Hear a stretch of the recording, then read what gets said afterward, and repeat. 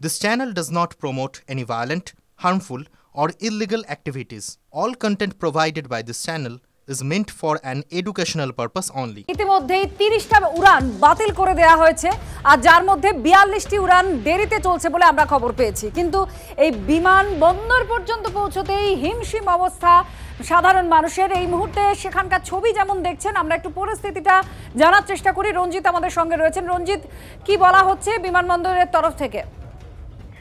দেখো, গতকাল রাত থেকেই যে বৃষ্টিপাত, প্রবল বৃষ্টিপাত, খারাপ আবহাওয়া, দৃশ্যমানতা কম এবং প্রবল বৃষ্টিপাতের কারণে বেশ কিছু বিমান বাতিল এবং বেশ কিছু উড়ান দেরিতে চলছে, এমনটাই বিমানবন্দর সূত্র মারফত খবর। আগমনের ক্ষেত্রে 30টি বিমান যেমন বাতিল করা হয়েছে, প্রস্থানের ক্ষেত্রেও 30টি বিমান বাতিল হয়েছে এবং আগমনের ক্ষেত্রে 11টি বিমান দেরিতে চলছে এবং প্রস্থানের ক্ষেত্রে কিন্তু 31টি বিমান, অর্থাৎ যাওয়ার ক্ষেত্রে কিন্তু 31টি বিমান দেরিতে চলছে, এমনটাই কলকাতা বিমানবন্দর সূত্র মারফত খবর। অর্থাৎ যে গতকাল থেকে প্রবল বর্ষণ এবং প্রবল বর্ষণের স্বাভাবিক হতে সময় লাগবে, এটা কিছু বলা হয়েছে? দেখো, এখনো পর্যন্ত কলকাতা আন্তর্জাতিক বিমানবন্দর সূত্র মারফত যেটা জানতে পেরেছি, যে সকল বিমানগুলো বাতিল করা হয়েছে সেখান থেকে অর্থাৎ যাত্রীরা গন্তব্যস্থলে অর্থাৎ কলকাতা বিমানবন্দরে পৌঁছতে পারছে না। রাস্তাঘাটে প্রবল বর্ষণের জেরে হাঁটু সমান জল, কোথাও কোমর সমান জল, কোথাও বুক সমান জল জমার কারণে বিভিন্ন জায়গা থেকে যে কলকাতা বিমানবন্দরে যাওয়ার যে রাস্তাগুলো সেগুলো ব্লকেজ হয়ে রয়েছে। সেক্ষেত্রে কলকাতা আন্তর্জাতিক বিমানবন্দর সূত্র মারফত খবর, এখনো পর্যন্ত 30টি বিমান আগমন এবং প্রস্থানের ক্ষেত্রে বাতিল করা হয়েছে এবং 11টি বিমান দেরিতে চলছে। অর্থাৎ আগমনের ক্ষেত্রে অর্থাৎ বিভিন্ন ডেস্টিনেশন, বিভিন্ন রাজ্যের বিভিন্ন ডেস্টিনেশন থেকে আসা 11টি আমাদের নজর থাকছে। রঞ্জিত ধর আমাদের প্রতিনিধি জানাচ্ছিলেন যে কলকাতা বিমানবন্দরের পরিস্থিতি, বাতিল করা হয়েছে একাধিক বিমান আর উড়ান দেরিতে চলছে প্রায় 42টি। রাজ্যের সব সরকারি স্কুলে আজ থেকেই পুজো ছুটি ঘোষণা করলেন মুখ্যমন্ত্রী। প্রাকৃতিক বিপর্যয়ের কারণে আগাম পুজোর ছুটি ঘোষণা। বিশ্ববিদ্যালয়গুলিতেও দুদিন ছুটি দেওয়ার অনুরোধ মুখ্যমন্ত্রীর। আইসিএসই, সিবিএসই বোর্ডের স্কুলেও দুদিন ছুটি ঘোষণার অনুরোধ। সুমন মহাপাত্র আমাদের সঙ্গে রয়েছেন, কথা বলবো তার সঙ্গে। সুমন, এই মুহূর্তে কি খবর পাচ্ছি আমরা? দেখো, পুজোর ছুটি পড়তে এখনো 2 দিন বাকি ছিল, কিন্তু এই প্রাকৃতিক বিপর্যয়ের জন্য সেটা 2 দিন এগিয়ে হলো। 2 দিন আগেই আজ থেকে পুজোর ছুটি পড়ে গেল, অর্থাৎ পুজোর যে শিডিউল ছুটি সেটা আগাম পড়লো। তার কারণ ইতিমধ্যেই তুমি জানো, গোটা কলকাতা শহর জলমগ্ন। তার সঙ্গে সঙ্গে একাধিক বিষয়ে প্রশ্ন উঠছে, তার কারণ গোটা জেলাগুলোতেও কিন্তু বৃষ্টির সম্ভাবনা রয়েছে।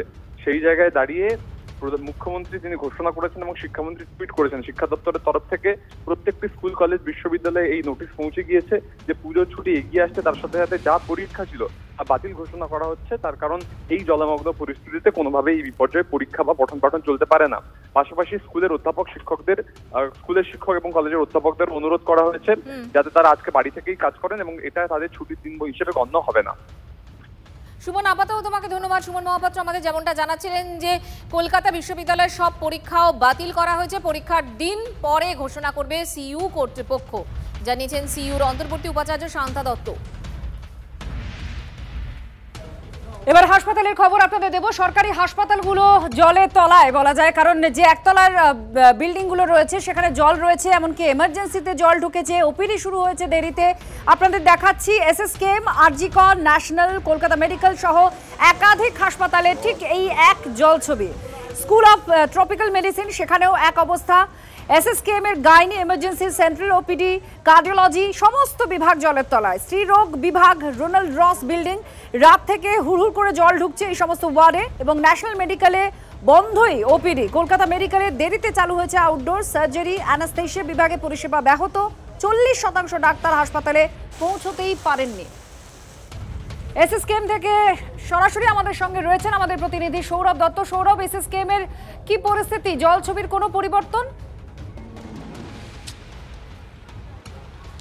আর দেখো, এসএসকেএম এর যা পরিস্থিতি, রাতভর বৃষ্টির জেরে এখানে কার্ডিওলজি, এই যে কার্ডিওলজি ব্লকের সামনে আমরা এখন রয়েছি, কার্ডিওলজি, গাইনি, রোনাল্ড রস বিল্ডিং, সিটিভিএস, সেই সব জায়গায় আবার জল বাড়তে শুরু করেছে, কারণ আবার বৃষ্টি শুরু হয়েছে এবং বৃষ্টি শুরুর সঙ্গে সঙ্গে জল বাড়তে শুরু করেছে। আমরা হাসপাতাল কর্তৃপক্ষের সঙ্গে একটু কথা বলছিলাম, তারা জানাচ্ছিলেন যে স্ত্রীরোগ বিভাগে পাম্প চালিয়ে তারা চেষ্টা করছিলেন যে তাতে স্ত্রীরোগ বিভাগের জলটা বার করানো যায়, কিন্তু সেই প্রচেষ্টা সফল হয়নি। এবং দেখো, এখানে সেই পাম্পটি কিন্তু এখানে আনা রয়েছে কারণ সেই পাম্প চালিয়ে তারা চেষ্টা করছিলেন যাতে স্ত্রীরোগ বিভাগ থেকে যে জল সেই জলটা বার করানো যায়, কিন্তু তাতে কোনো লাভ হয়নি, জল বেরোচ্ছে না। উল্টে তারা বলছেন গঙ্গার জল হু করে, শুধুমাত্র আকাশের জল নয়, এই দেখো গঙ্গার জল, এই যে জলটা তুমি দেখতে পাচ্ছ এটা কিন্তু গঙ্গার জল, সেই গঙ্গার জল হু হু করে এইখান দিয়ে তারা সেটা আবার এসএসকেএমে ঢুকছে এবং তারা বলছেন যে এই হচ্ছে পরিস্থিতি। একে বৃষ্টির যে জমা জল সেটা পাম্প চালিয়ে নামানো যাচ্ছে না, তার উপরে গঙ্গার জল এখানকার জলস্তর আরও বাড়িয়ে তুলছে। বৃষ্টি সেটিও অব্যাহত রয়েছে, বৃষ্টিও পড়ছে। তারা বিকল্প ব্যবস্থা হিসেবে চেষ্টা করছেন যে দমকল যে রিজার্ভার রয়েছে, যে জলাধার রয়েছে, সেখানে জলস্তর খানিক কম রয়েছে, এই জলটাকে কোনোভাবে পাম্প করে এসএসকেএমের ঠিক এই যে কার্ডিওলজির এমার্জেন্সি বিল্ডিংয়ের যে পিছনের দিক, সেখানে দমকলের রিজার্ভার রয়েছে পুকুরের পাশে, সেখানে যদি জলটাকে কমানো যায়, জলটাকে যদি নামানো যায়, এবং সেই জায়গার থেকে দাঁড়িয়ে তারা চেষ্টা করছেন, কিন্তু তারা বলছেন কার্যত তারা ত্রিফলা পরিস্থিতির মধ্যে পড়ে রয়েছেন।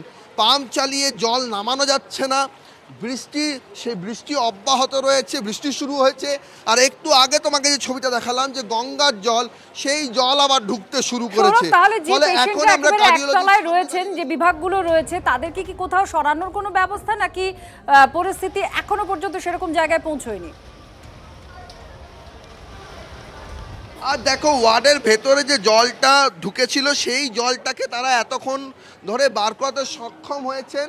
ওয়ার্ডের ভেতরের জলটা বেরিয়েছে, কিন্তু বিভিন্ন স্তরে যে সংলগ্ন যে রাস্তাগুলো রয়েছে, ওয়ার্ডের যাওয়ার ইনডোর যাওয়ার যে রাস্তাগুলো রয়েছে, সেখানকার পরিস্থিতি কিন্তু এখনো ভয়াবহ। তারা বলছেন যে জলটা যদি তারা বার করাতে পারতেন তাহলে সমস্যার সমাধান হতো, কিন্তু জল তারা বার করতে পারছে না। বৃষ্টি শুরু হয়ে গিয়েছে, গঙ্গার জল ঢুকছে, পাম্প কাজ করছে না। কি পরিস্থিতি? পরিস্থিতি খুবই খারাপ, কারণ এরকম অবস্থা সত্যিকারের ভাবা যায় না। অনেকটা জল, আমরা তো বাসে আসতেও পারছিলাম, রাস্তাতেও অনেক জল, এতটা করে জল পেরিয়ে পেরিয়ে রাস্তা থেকে এসেছি, তারপর এখানে এসে এত জল, খুবই সমস্যা। আপনাদের রুগীর আপনারা দেখাতে এসেছিলেন? হ্যাঁ, আমাদের রুগী আছে, মানে তার অ্যাক্সিডেন্ট হয়েছে আর কি, আমলে উনি আছেন ওইদিকে, তো ওখানেই এসেছিলাম আমি রুগীর কাছে। হাসপাতালে সেই অবস্থা হবে ভেবেছিলেন? না না, এরকম অবস্থা হবে ভাবিনি। এখানে পেশেন্ট ভর্তি আছে, আপনার পেশেন্ট ভর্তি আছে? হ্যাঁ, আমার মা ভর্তি আছে কার্ডিওলজি ডিপার্টমেন্টের ফিমেল 2-তে, 11 নম্বর বেডে আছে আমার মা। তো আমার মার ওটি হয়েছে, সবই ঠিক ছিল, কিন্তু আমরা থাকতে পারছি না, এই আর কি সমস্যা। প্রাকৃতিক দুর্যোগের জন্য যেটা। ওয়ার্ডের ভেতরেও কি জল ঢুকে গিয়েছিল? না, ওয়ার্ডের ভিতরে সেরকম আমরা দেখিনি, ওয়ার্ডের ভিতরে কোনো জল, কিন্তু রাস্তার যা পরিস্থিতি বাইরের এবং হসপিটালের সামনে, কার্ডিওলজির সামনে যে পরিস্থিতি রয়েছে, চারিদিকে জল জমে রয়েছে। কি পরিস্থিতি? পরিস্থিতি প্রচুর বৃষ্টি। মেদিনীপুর থেকে আসছি ডাক্তার দেখানো তো হয় না। ডাক্তার দেখাতে পারলেন না? মেদিনীপুর থেকে এসে পারলেন? কেন পারলেন না? জলের জন্য গাড়ি আসতে লেট করলো, ট্রেন লেট করলো, সেই কারণে।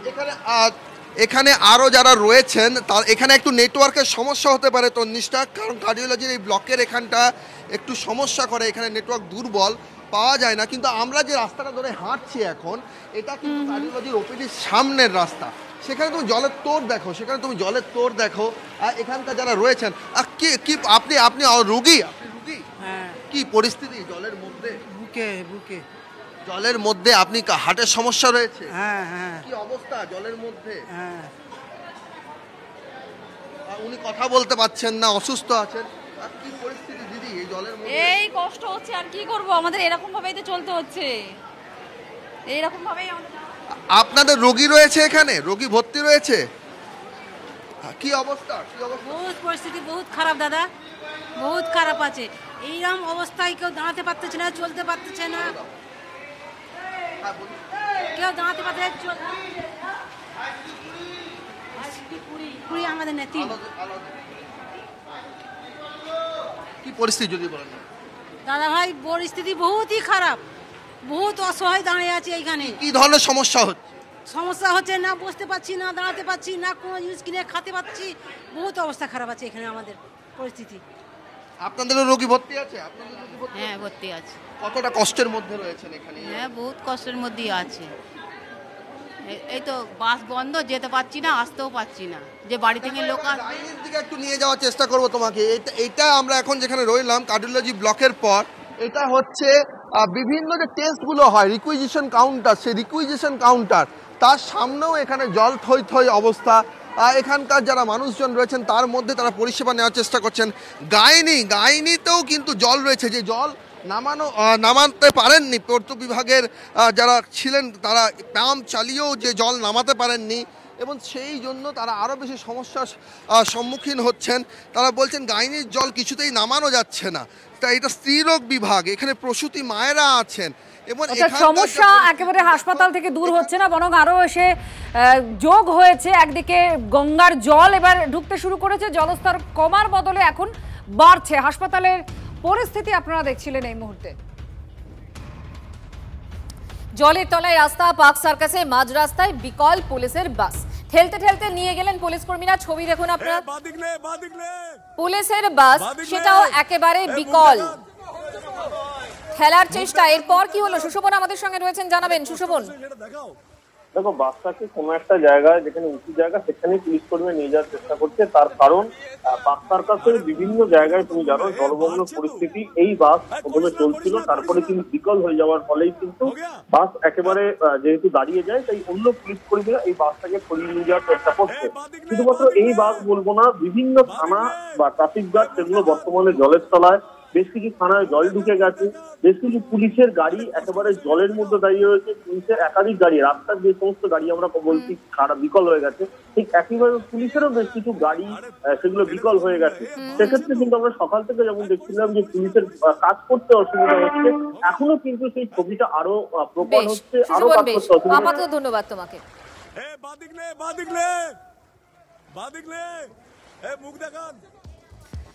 শহরের বিভিন্ন জায়গায় ছবির সঙ্গে সঙ্গে একটু পুজো যে আমরা পুজোর মুখে দাঁড়িয়ে রয়েছি সেটাও হয়তো ভুলে যাচ্ছি, কারণ এই দুর্ভোগের ছবি দিতে দিতে আজকে দ্বিতীয়া, আর সেই দ্বিতীয়ার ছবিতে কুমোরটুলির অবস্থাটা একবার দেখুন, যেখানে মৃৎশিল্পীরা একেবারে তাদের কাঁদো কাঁদো অবস্থা, কারণ প্রতিমা সেগুলোর প্রায় জলে গলে যাওয়ার মতো অবস্থা হয়েছে, কোনোভাবেই তারা বাঁচিয়ে রাখতে পারছেন না, অনেক চেষ্টা করছেন।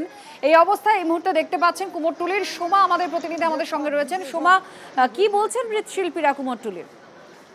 দেখো, গত রাত থেকে যে বৃষ্টি হচ্ছে, টানা বৃষ্টিতে চরম দুর্ভোগের মধ্যে পড়েছেন কুমোরটুলির মৃৎশিল্পীরা। কারণ জানো যে কুমোরটুলির পেছনেই রয়েছে গঙ্গার থেকে জল প্লাবিত হয়ে কুমোরটুলিতে ঢুকে যাচ্ছে। এবং বলার বিষয় যেটা, এবং মৃৎশিল্পীদের চোখে জল, কারণ তাদের কাছে কিন্তু এখনো প্রচুর পরিমাণে প্রতিমা রয়েছে যেগুলো কিন্তু এখনো পর্যন্ত দেওয়া হয়নি, ডেলিভার করা হয়নি। অর্ধেকেরও বেশি প্রতিমা রয়েছে কুমোরটুলিতে, এবং কুমোরটুলিতে জল ঢুকে গিয়ে প্রতিমার কাঠামো নষ্ট হয়ে গেছে এবং প্রতিমাও কিন্তু ভিজে গেছে। এবং প্রতিমা নষ্ট হয়ে যাওয়া এবং তাদের প্রচুর পরিমাণে আর্থিক ক্ষতির সম্ভাবনা রয়েছে। তাই কিন্তু তারা বলছে যে এইভাবে যদি বৃষ্টি চলে তারা এই মূর্তিগুলোকে পৌঁছাতে পারবে না। অপরদিকে কিন্তু এত টাকা সেই কিন্তু বড় একটা যে আর্থিক ক্ষতি তাদের। জানো যে তারা কিন্তু পুজোর এই সময়টাই, অর্থাৎ এই 3 মাস কিন্তু তারা অপেক্ষা করে থাকে তাদের জীবিকা নির্বাহের। একেবারে বোঝাই যাচ্ছে যে কি অবস্থা হতে পারে বা তারা কি আশঙ্কায় ভুগছেন। ধন্যবাদ সোমা। মেঘভাঙা বৃষ্টিতে পুজোর শেষ মুহূর্তের প্রস্তুতি, একেবারে 20 বাও জলে, সকলেই চিন্তায় রয়েছেন। মণ্ডপ চত্বর জলের তলায়, পাম্প চালিয়েও নামছে না জল। শ্রীভূমি থেকে উল্টোডাঙ্গা সংগ্রামী নাকাল পুজো উদ্যোক্তারা। শুভেন্দু এই মুহূর্তে আমাদের সঙ্গে রয়েছেন, আমাদের প্রতিনিধি শুভেন্দু। এই যে বিভিন্ন পুজো মণ্ডপ একেবারে তো অনেক জায়গায় উদ্বোধন হয়ে গিয়েছে, মানুষজনও বেরিয়ে পড়েছিলেন, কিন্তু হঠাৎ এরকম দুর্ভোগ, পুজো উদ্যোক্তারা কি ভাবছেন, কিভাবে পরিস্থিতি সামাল দেওয়া দিচ্ছেন? দেখো, আমি এই মুহূর্তে দাঁড়িয়ে রয়েছি ডায়মন্ড হারবারের একটা পুজো মণ্ডপে। আমি শুধু চিত্রটা দেখাবো যে একেবারে নিচু এলাকা, যে সমস্ত নিচু এলাকাগুলোতে পুজো মণ্ডপ তৈরি হচ্ছিল, সেই পুজো মণ্ডপগুলো কিন্তু একেবারে এখনও পর্যন্ত অসম্পূর্ণ রয়েছে কাজ। একদম মাটির নিচে দেখানোর চেষ্টা করবো। দেখো, জল জমে রয়েছে।